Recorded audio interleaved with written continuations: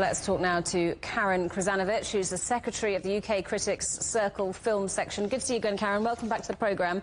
So the organisers of this billed it as a very different Golden Globes, didn't they? So what's changed from previous years? Well, the Hollywood Foreign Press Association is no more. This is now a for-profit organization. I didn't get the viewing figures, but they are making this show to make it successful and financially successful. And it's interesting that Robert Downey Jr. says journalists in sort of quotation marks, because a lot of the influx of the old press that they've pushed out are not journalists indeed. A lot of them are from around the world. Some are from the International Critics Association for Presky. So it's been a big, big change. And I think that anybody watching the Globes last night will see that it wasn't what we would have expected. I read one review that said it was too short and not funny enough. Is that fair? I don't think it was too short. I think 3 hours is plenty.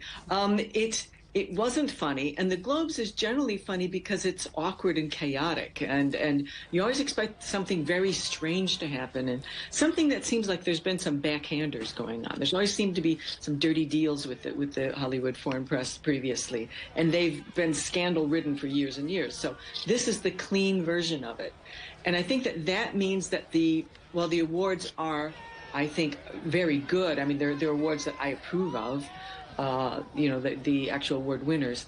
I think it does seem very safe and very boring for a lot of people. It's not what they expected from the Globes. One of the reasons for this overhaul, if you like, was the criticism over the Golden Globes not being diverse enough. Did it do better this year? Yes, I think it did, and I think it's made an effort in that respect to add a much more diverse background. I mean, don't forget, I think 10 years ago they took a survey of the Oscars, Oscar members, voting members, and they were mostly male, white, and over 60. Now you have to remember there is no, as far as I know, there's no crossover between the voters of the Golden Globes and the voters of the Oscars. So the Oscars could be completely different to what the Globes have presented last night. And one issue from 2023 that this rather put an end to was the big Oppenheimer debate, because Barbie didn't do as well as expected, but Oppenheimer did. Well, that's true, and I think that's because Oppenheimer is really a masterpiece. I mean, from script to the visual effects to the performances, the cast, the directing, the writing, it's phenomenal. It's an important period piece. There's quite a few important films this year.